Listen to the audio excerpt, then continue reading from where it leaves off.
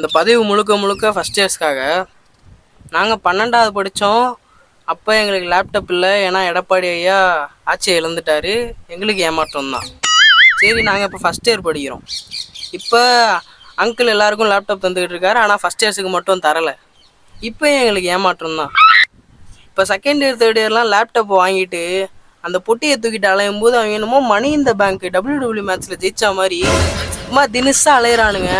எங்களுக்கு அவனுங்கெல்லாம் பார்த்தா ஆசன வாயில் அகல் விளக்கு ஏற்றுன மாதிரி எரி அப்பா பிச்சைக்கா நாட்டம் பொட்டியை பேன்னு பார்க்குறோம். நாங்கள் எங்களை பார்த்தா பாவமா இல்லையா ஐயா?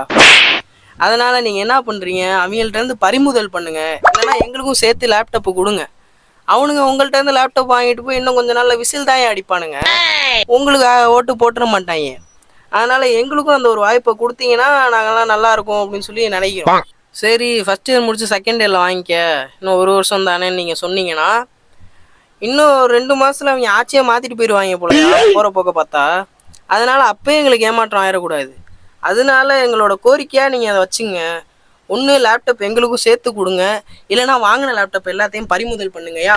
எங்களுக்கும் கொஞ்சம் வைத்தறிச்சல் இல்லாமல் சால்வ் ஆகும். அதனால என்னன்னு கொஞ்சம் நீங்கள் பார்த்து நடவடிக்கை எடுங்கய்யா.